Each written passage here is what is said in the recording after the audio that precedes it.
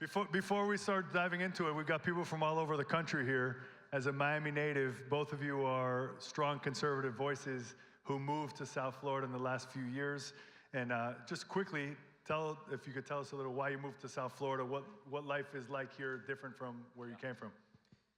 Yeah, so I moved during COVID. I came in the summer of 2021. It seemed that Florida was doing the whole COVID thing a lot better than pretty much anywhere else in the country. It's also, in my opinion, by far the best place to be Jewish, to be openly Jewish. There are really, I mean, a lot of the stuff that you hear about Mem Donnie's apocalypse in New York City, whatever the heck is happening in LA or Chicago these days, it feels like a distant thought here, honestly. I mean, I just feel like we don't see that. It very much feels like a bubble in the best possible sense. And yeah, my past 5 years have totally borne that out. It's been probably one of the best decisions I've ever made in my entire life, honestly. Just before I begin, I just want to make sure I'm at the right place. This is the anti-Semitism conference, right? Because I have two conferences to get today. I wanted to make sure I didn't get the notes wrong. It's good to be with you guys. Well, Florida, look, I was born and bred in New York, in Brooklyn. I was born in Brooklyn in 1976, a long time ago when it was still normal Brooklyn, not hipster Brooklyn. And then I grew up in Long Island, lived in New York City most of my life, and then I did 8 years in Los Angeles. 6 were great. COVID started. LA was done. And I came here in December of 21, moved my family, 2 businesses, all of my employees. And as you two know, I mean, I met you guys here. Every day here has been amazing. This place is free and it's flourishing and it's doing it right and it's the model if America is going to continue. And I always tell people it's the other promised land, and I hate to tell you guys, if this place goes down, we're all going to Tel Aviv, so we got to keep fighting to keep it free. Absolutely. I wanted to start there because I think so many people that do a lot of social media or in the media in general, we tend to focus on the negative and we tend to get into the weeds. But like Ben always says, Shapiro always says, you got to go out and smell the grass and touch the grass. Like Miami is that, right? So now let's go back into the weeds. And there's so many social media influencers here from totally different backgrounds. And I thought it would be important to have you both here specifically to understand a few different complicated issues, things that are moving in the background, and get your take on it. Dave, we'll start with you on this. There seems to be in the last year, it's become obvious, whenever you hear an anti-Israel voice, you're hearing anti-Americanism, you're hearing anti-capitalism, you're hearing anti-American values, tearing down American statutes, etc. You know, can you tell us a little bit about that confluence? Like, how the hell is that even happening? Help explain a little bit where those two worlds are colliding. Sure. I mean, I'll try to talk about it a little bit from the world that we all live in, the digital world. And you know, it's funny. I'm like an OG now. I feel like I'm an old veteran when I come to these things. I started my YouTube in 2013. I was on the Young Turks network. Yeah, you can throw some shit at me, whatever you want to do. It's fine. You know, and they were radical lefties at the time. But the difference between being a radical lefty about 13 years ago and now is that now it's morphed into something that's also deeply connected to whatever you want to call it, Islamism or jihadism, where it used to mostly be just about sort of Bernie backwards economics and that kind of thing. Now it's kind of moving towards its full form that most people can see, and the best example of that is what's happened with Mamdani in New York. I would say in terms of creating content, you know, I've been through the whole thing. When we look at some of the worst characters right now, so the Tuckers and Megans and the rest of them, these were people that blurbed my books, that I was friends with, that I had invited, you know, had dinners at my house that we cooked for. Candace, you know, I've been through it. And you have to understand that some of it is, let's say, anti-Semitic or something like that, some weird obsession with the Jews, and that's just existed for thousands of years and it'll always exist. A lot of it's algorithmically manipulated. A lot of it is just fame chasing and click chasing. And I think the only thing that any of us can do, and I really mean this, the only thing that any of us can do to inoculate ourselves from that is tell people what you really believe, as simple as that. And they're gonna like you or not like you, and that's it. That is all I try to do. But it's the only thing that works, because eventually, you know, if you look at Megyn Kelly right now, someone who was so respected probably by virtually everyone in this room. And from a Jewish perspective, you know, after October 7th, when we were all kind of looking around and going, who's with us right now? And she was pretty good. You know, she has basically traded in all her cred and I would say her humanity in some respect. She has traded it all in because she saw something around the Fuentes Tucker thing, and she's like, I want that. But I just showed Josh a few minutes ago, if you look at her last like 50 videos on YouTube, they're barely cracking 30,000 views. So over time, people know what is true, and if the more that you go to something that is true, you don't have to trick them, you don't have to fool them. The truth finds a way, and that's the only way you can combat this thing. Want to comment, Josh?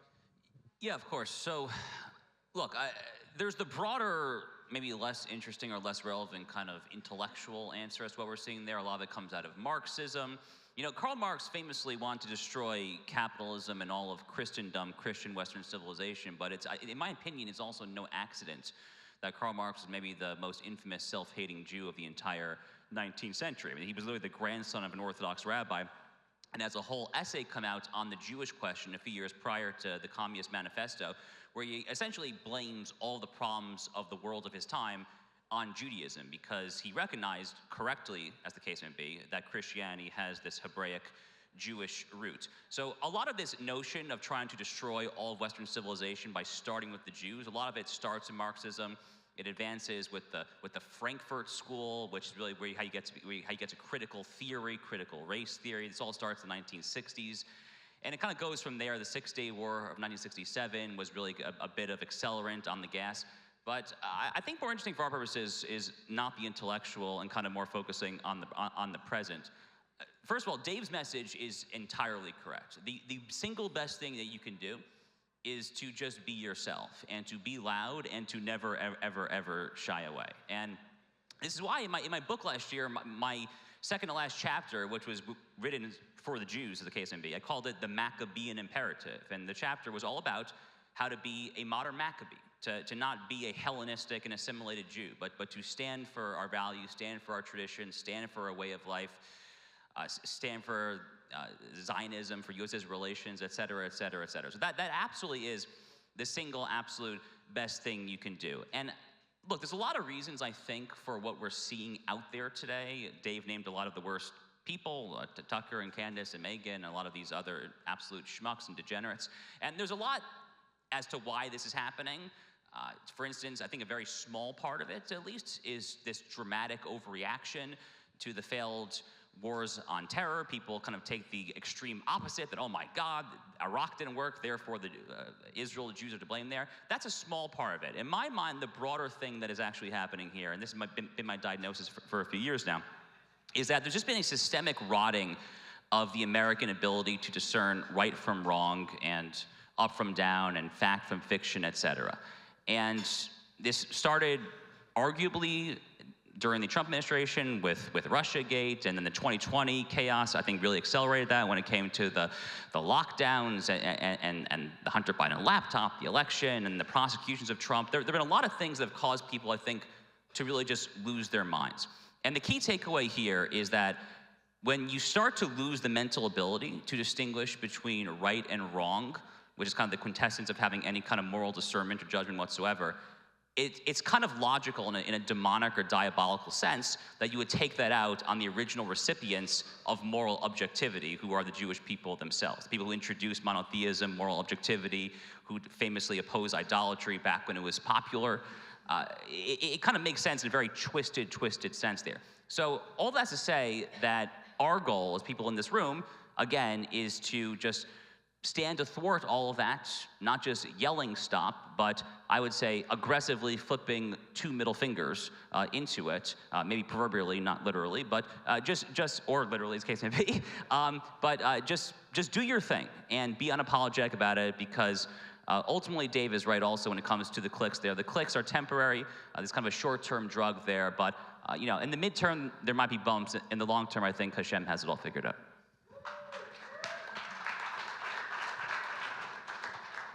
Thank you. Dave, you do one thing you do really well in your show and in your content is you explain really complicated things in a simple way that people really, it cuts through in a way that's even hard to explain. I was trying to explain to someone why you're so effective. That's what I did.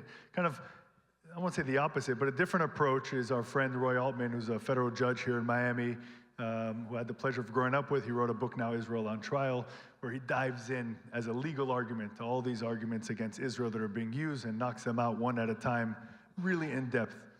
But we know that the majority of people don't sit and read books, unfortunately.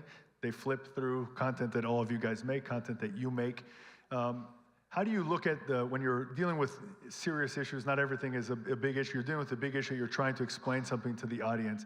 How is it that you approach, or how should people approach trying to explain complicated issues in a serious way, but in a way that's actually manageable, that people can actually understand it in the small realms of social media? Yeah, I mean, in some sense, you have to kind of meet people where they are. You know, when I toured with Jordan Peterson for a year and a half, and we did 120 shows in 25 countries or something, you know, Jordan is doing everything at once. He's talking about the deepest philosophical issues and religious issues and political issues, and he's tying them together, and half the time I could tell he wasn't even sure where he was going to finish the sentence. But what I realized was my job in that was to say, okay, this guy's doing this seriously high-level stuff, which is why he quite literally changed the world. I mean, I think the guy's a modern prophet. But I could be sort of the intro to that. You know, I would be able to take a lot of that stuff and just do it in just a more palatable, kind of simple, everyman way, hopefully a little bit of humor, and just make it understandable. Look, everybody, you guys all know this, everyone right now is just crushed with politics, culture war. Half the country's walking around thinking that fascists are here or Nazis are here, and usually they are the fascists and the Nazis, and everyone is just so crushed by this stuff. You know, I just did, it's not out yet. Have you guys seen this Surrounded show? This Jubilee Surrounded thing? You guys have seen this? I just did it a couple days ago in LA, and I'm telling you, I was surrounded by 20 people that, had there not been security there and they could have got away with it, I'm pretty sure they would have killed me. What was the topic? It was something like MAGA Republican versus 20 far leftists. And they were unbelievably hysterical and bitter and angry and all of these things. And so to answer your question, what I realized was there's almost nothing you can say to them. There is nothing. No matter how gracious you are, or kind, or open, there's almost nothing you can do to those types of people. But if you can map that, the average person who's watching these things, they know the difference between something that's decent and someone that's trying to get to something true versus a sort of hysterical, angry activist. And I think one of the tricks that the progressives really pulled, and they did it quite well, and again, because I worked at the Young Turks, I saw this under the hood, is they tricked people into thinking that emotion and just screaming about everything and everyone's racist and you're morally right because you're yelling, and they tricked a whole, I don't know, 2 generations of young people to thinking that's right. And it can work for a while, but it burns really hot, and things that burn hot actually burn out pretty quickly. So we just kind of have to keep our heads on straight. And I would just say one other thing to that, which is, you know, from a Jewish perspective or an Israel perspective or anything else, you know, defending Israel or defending Jews, when I do that on my show, it's not something I'm actually that interested in doing, in that I prefer everything to be fine and we wouldn't have to talk about these issues. I don't wake up every morning like, oh my God, let's talk about Israel again. Usually it's because it's been kind of forced upon me. But one of the things that I found, particularly since October 7th, is everything that I have to say about Israel is easy to say. Whether it's, if you know the history, it's easy to explain. If you compare it to, you know, the 50 Muslim nations, or just the ridiculous things that are constantly being said, if you actually know what you're talking about, that's actually the easiest way to break down some of this stuff. These people are endlessly hysterical, but a huge amount of it is just because they've been misinformed. And again, you may not get the one you're talking to right there, or you may not get your Instagram followers. You know, the comments may still be unbelievably awful, and we've all seen all of them, but you might get some people that don't comment, and you know, we all get lost in that. You think you're getting ratioed, and then you realize, boy, my video got 1 million views, I got 10,000 bad comments, 1,000 good comments. That's terrible, but that means, you know, about 1 million people watched it and didn't comment, and maybe you got them. So don't get lost in the comment war or that kind of thing. It's just, it will drag you every time. Thanks so much. Josh, let me ask you a different question. So this is Combat Anti-Semitism movement. We're talking about lots of issues, but let's focus in on anti-Semitism for a second, particularly in the under 30 crowd, Gen Z or Gen whatever it is at this point. One of you guys said Gen T yesterday on the video. But anyway, so there was a joke in there somewhere. But can you help maybe in detail a little bit for the crowd to understand, the fact when you look at the data, like it's easy on the right for us to say under 30 on the right, super anti-Semitic. It's true, the numbers are there. Everyone could look up the data. On the left, I'm saying, it's also on the right. It's also even in the evangelical crowd, who's the most pro-Israel crowd in our entire country, more than the Jewish community. But even their under 30s are turning on Israel and having issues with anti-Semitism. Meaning I'm using them as the best example, even having this issue.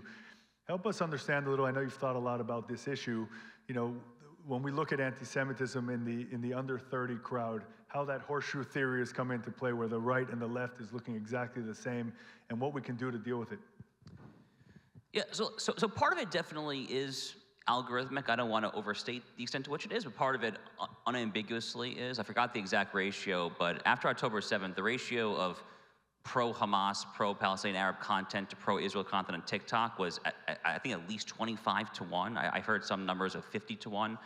I mean, that was literal Chinese Communist Party propaganda. It's kind of a classic foreign communist government attempt, basically, to drive a wedge through America. The Soviets did this exact same tactic, by the way, at the height of the Cold War in the 1960s. They literally went into these majority black neighborhoods in Washington, D.C., Philadelphia, Detroit, and Soviet-funded sources would pass out pamphlets basically telling black people that white people were evil, et cetera. So it's a very old communist tactic of trying to drive a wedge through the American populace, and it's unsurprising, I think, that China puts them on the scale pretty heavily for the Hamas pro-Palestinian Arab cause after October 7th.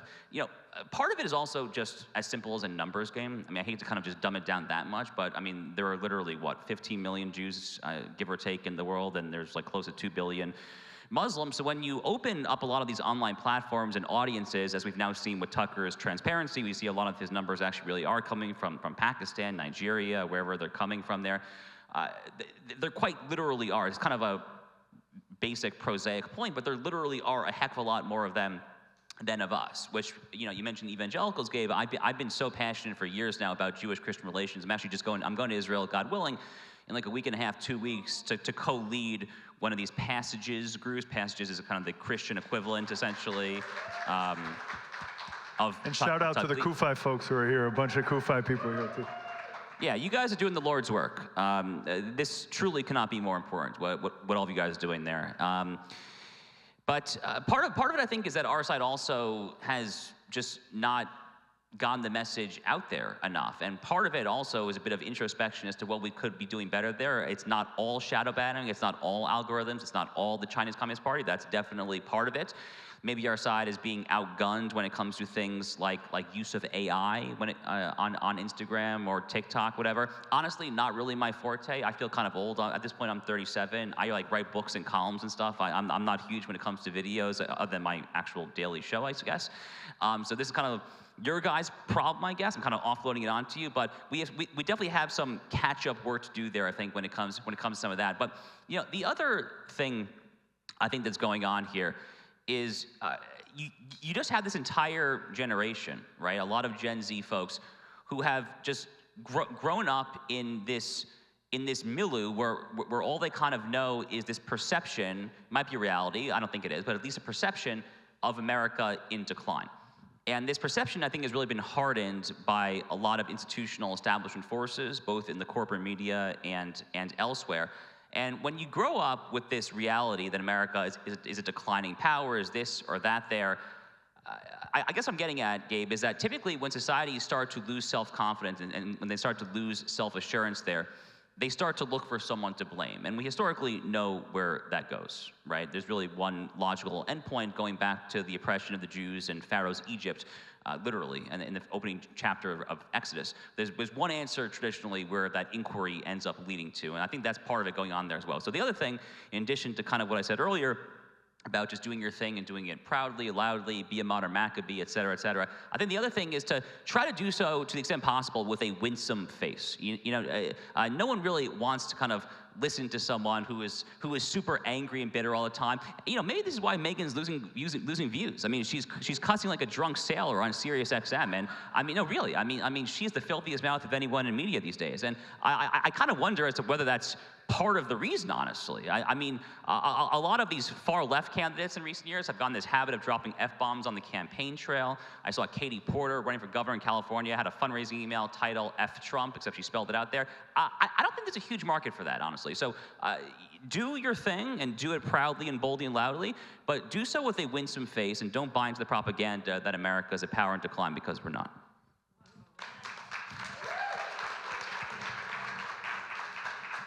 Dave, you're not to toot your horn here, but you are one of the biggest conservative voices in America. You are in circles, in rooms with same kind of people all the time. I've run into you in some of those places when I sneak in sometimes. But you're obviously a pro-Israel voice in that space as well. Tell us sort of in that upper echelon of conservative voices in America. And Josh, this question's for you too, especially when I'd love you to answer your experiences at CPAC, just as an example. Sort of in those rooms, you know, what concerns do you have in the future, if any, for strong pro-Israel voices at that level? Sort of the level that matters for me, that actually influences, talking about influencers, that actually influences policies and the way people think and look at certain issues. Yeah, I mean, most conservative leaders or the money people, the VC people, the political people, they do not hate Israel by any extent. They really admire Israel. You guys probably saw the clip of Elon yesterday talking about how if there's one country in the world that punches above its weight, it's Israel because of its people, right? And so most of the people that kind of have this obsessive hate with Israel, it's a jealousy, right? It's just jealousy. It's not much more than that. And I think the more you really understand that, it's kind of empowering, because they're jealous that Jews succeed. You know, these losers online, you know, that they're like, oh, 100 Jews have been kicked out of 109 countries. Okay, how's it going for those places, right? Most of those countries don't exist anymore. And there's a reason for that. So one of the things when I try not to call people anti-Semites too much. I try not to do too much of that. What I've tried to do on my show, which I think is true, and I also think it's a better tack, is explain that if you think, and this really works for conservatives, to answer your question. Let's say a conservative who doesn't care about Israel particularly, doesn't care about Jews. If you think that America is going to be better if they somehow dislodge the Jews, or if Israel is, you know, thrown to the wolves or something, like, we all know it's first. That's what Josh was just saying. Like, the Jews are the canary in the coal mine. How do you think it's going to go for every other minority, right? And this is what the left has done. They've created their intersectional hierarchy. Minorities are supposed to be oppressed, and we refuse to be oppressed. It's as simple as that. Look at all the stories of Holocaust survivors that literally built empires, that built multi-billion-dollar businesses because they realized what the world is and then took something out of the most unimaginable evil and took something and then did incredible things, right? So in the conservative world, conservatives generally aren't as bitter and jealous. That's what the weird thing is with what's going on with the woke right, or whatever you want to call it, like the Tucker, Meghan, Candace, what a collection of fucktards. I can't, all these people, I've cooked for all of these people, it's horrible. That's like the ultimate Jewish thing that you could say, probably. I cooked for all of them. You know, they represent it's a very small sliver, but it's shiny and it's attractive and it feels like it has energy. But the second it doesn't have energy, and everything's cyclical, again, guys, like, it feels like this thing is never gonna go away right now, it will go away. When I was in Australia a couple months ago, I was on tour there, and it was literally a week before that Sydney shooting during Hanukkah. We were there about 2 weeks before. And at all the events that I did at the Q&As, they were saying, do Jews have a future in Australia? And I'm not totally you know, privy to everything that's going on in internal Australian politics, but I kept saying the same thing, which is, if what you want to tell your neighbors is, okay, you don't have to really care about the Jews, but if you think on the other side, okay, so fine, the Jews, the 100,000 Jews that remain in Australia, they'll get kicked out. So they'll end up in Israel, and congratulations, Israel will get stronger. I mean, the irony is, every time they push Jews out of these countries, they end up mostly in Israel, and it makes Israel stronger. You're gonna push out your engineers, and you're gonna push out your doctors, and your artists, and your tech people, and everything else, and you're gonna keep making the place that you're obsessively focused on out of hate, you're gonna make them stronger, and you're gonna replace them with people that will literally destroy your country. So the key is showing people that you don't have to care about Jews, you don't. But you should care about your own country. And if you can convince them of that, which conservatives are it's true. And conservatives are sympathetic to that and understand that. So I think that's the way you do it. It's very rare that, conservatives generally want to build things too. And there's nobody that builds better than Israelis. I was just at an Israeli tech thing last week in Wynwood, and it's like, I'm with 80 guys, they're all named Asaf, and they're like, and we built 10 companies. I invested in 20 things in 5 minutes. But because Jews and Israelis want to build things, and so if you go to any pro-Israel thing, like there's nobody here, like we even said Palestine once. It just doesn't matter, right? Like because we're trying to build things and defend things. They've created an entire thing that's about destroying something, and it's much easier to destroy than create. So we just have to keep finding all of the people. That's why it was so nice to hear Elon yesterday, because it's like, that guy, what does he care about? He cares about success. He's trying to get us to life to go interplanetary. Like, I'll jump on with that guy, and it's not, he didn't say it because he has some, like, necessarily has some inherent love of the Jews. He strikes me as a very decent person who probably loves the Jews for good reasons. But he meant, oh, those are people who do shit. I'm interested in that, and that's what we have to sell. Amazing. Dave, I'm going to do one follow-up, then we'll go to Josh, just to push back on one thing. But in the same circles, they still do continue to invite these open, horrible people that we keep referring to on stage, right next to you, platforms, everything in between. So I think some of that's changing. Look, I don't want to do a whole review of everything that's happened with Turning Point, post-Charlie, or some of these things. But look, Tucker's not going to those things anymore. It took people a while. Like, you can't, one thing, for those of you that are Jewish here, and I know not all of you are, like, Jews generally are a little more sensitive when, like, there's an internal bell that goes off of like, oh man, something bad's going on here, because you grew up with those stories, or as I grew up with people that survived the Holocaust on both my mom and dad's side, and my Uncle Jerry's father, who had the numbers tattooed on his arm. Like, Jews have a sensitivity that other people don't have. So we have to be a little bit careful about jumping all the time, right? Like, we don't necessarily have to be so jumpy about everything. But Tucker's not showing up to any more Turning Point things. I don't think Meghan's showing up to any more Turning Point things. Conservatives generally, if you are going to conserve something, you're gonna have to put some guardrails around it. And I think it's just taken, the whole world has gone wacky since Charlie.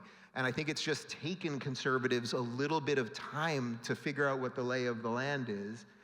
And we'll see where those guys end up. But I don't sense that, look, they'll be in some rooms, for sure, right? They will be, and we will be disappointed in certain people, but I think they're being pushed aside also by a whole bunch of other people.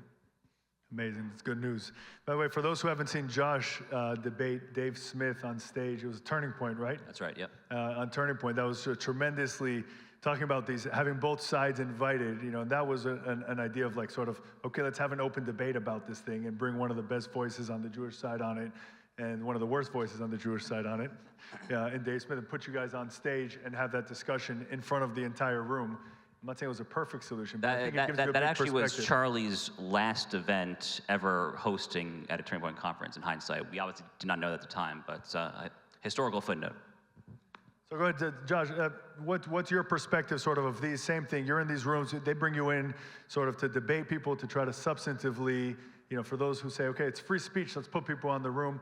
Tell me, what are you seeing there? What are you experiencing? And then what's the future? All right, so I love this question because I'm also a lawyer and I put on my legal cap sometimes, but there's a huge difference between this notion of constitutionally protected free speech, as in the government cannot censor you when you speak on a sidewalk or you're in a federal building there, you're walking the halls of Congress, you're allowed to say, hey, Rashida Tlaib, you suck, or if you're so inclined, you can say, hey, Mike Johnson, you suck. I mean, you can kind of say that is a First Amendment thing. there is no constitutional issue with private organizations policing guardrails, however they want to do so, frankly, because they are private organizations. And Dave was getting at a very important point at the end, which dovetails with this, which is, especially from a conservative perspective, if you think of yourself as a conservative, by definition, you are trying to conserve something. Well, what are we trying to conserve? Well, I would argue we're trying to conserve Western civilization. My entire worldview is essentially predicated upon this dichotomy of civilization versus barbarism. And and in my mind, it's these two biblical religions, Judaism and Christianity, that have together built what we today call Western civilization. That's my basic starting premise for really my entire worldview. So if you are a conservative and you are trying to conserve that, then it stands to reason that you want to make editorial judgments when it comes to everything, very much including who you are choosing to platform at a conference or so forth, to folks who will advance that mission. You will not want to platform those who are going to take that mission in the other direction there. So this notion that whether it's CPAC or Turning Point or whoever the case would be, this notion that it's cancel culture or it's a First Amendment violation to tell Tucker, who last I saw just yesterday was talking about communing with demons. Like literally that was a topic on his show just yesterday, and how the government is hiding from us, all this stuff about aliens and this and that there. I mean, to say that this is not advancing the cause of conserving Western civilization is a perfectly rational, reasonable, and correct conclusion to make there. It's kind of a paradox, actually. If you try to platform all views, the paradox is you're actually not conserving anything at all. Only by making judgments as to what we are for and the corollary as to what we are not for, only then can you actually take a stand on the world stage, more generally speaking. Which has kind of been my principled objection, actually, to so-called cancel culture for 5-6 years. I've been criticizing my own side, the right, for their obsession with cancel culture, actually, for a very, very long time, for this very reason, actually, which is that it doesn't actually stand up. There actually are some things that should not be platformed. Again, we're talking here about private organizations. Constitution, First Amendment is a slightly more complicated category there. But yeah, that's basically how I see it. I think Dave is correct that a lot of these organizations will start to phase out a lot of these very problematic individuals. It's true on the one hand, so the last time I saw Charlie in person was at the now infamous Hamptons retreats, which Candace has gone off on quite a few times. That happened about a month before Charlie was killed. And it's true that at that time, Charlie had not seen the light with Tucker, unfortunately, much to my frustration. But having said that, if Charlie had lived to see Tucker Carlson give this fluff interview with his lifelong arch nemesis, Nick Fuentes, a month and a half after he was killed, I mean, he's rolling in his grave. That's all I can say at that there. So I think that our side definitely is winning when it comes to this conversation as well.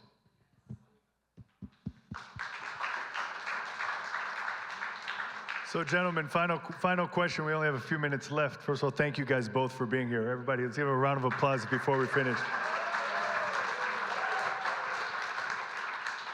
So we talked a lot about algorithms and how we're outnumbered and such, but we also know that social media a lot is about amplifying your voice. A lot of that is working together. I'm seeing a lot of the people here who I saw this morning when I was scrolling when I shouldn't be on Instagram, seeing you here also collaborating and doing things.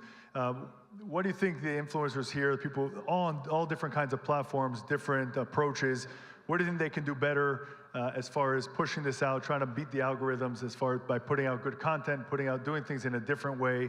From my perspective, it's collaboration, crossing audiences and going out there, but you're the expert, not me. Tell me, what would you like to share with the group? Yeah, I mean, I'm in the game long enough that now I have a team that does all the under the hood stuff, but I would say to most of you, and you probably are doing this already, you have to understand, it is a game in some sense. So you could put out the greatest stuff ever, the funniest content, the most ridiculous stuff, the most viral stuff, but let's say for YouTube, for example, if you're not doing the metadata right, and you're not doing the titles right, and all the under the hood stuff, no one's gonna see it, as simple as that. So it's both. You've gotta do both. Like, you gotta be personable, and whatever it is that literally every one of you in here, like whatever your thing is, you gotta really grind that down and take that coal and make it into a diamond.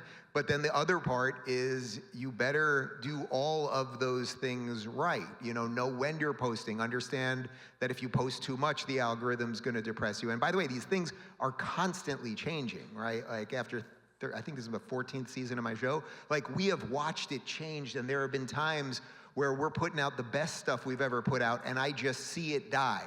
I'm sure you've all seen this. You put out something amazing, and you're like, whoa, nobody saw that out of nowhere. And then you have to figure out, all right, so what has shifted with the algorithm?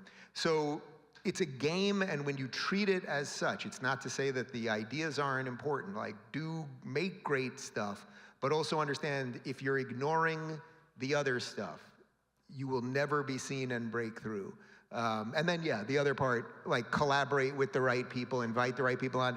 And one other thing I would say is I have never once, people think I'm crazy when I say this, I have never once thought of any of these people as competition to me, ever. I have never thought of Tucker as competition, or Megan, or Ben, or any of them. I have always thought if I do something good, if you build it, they will come.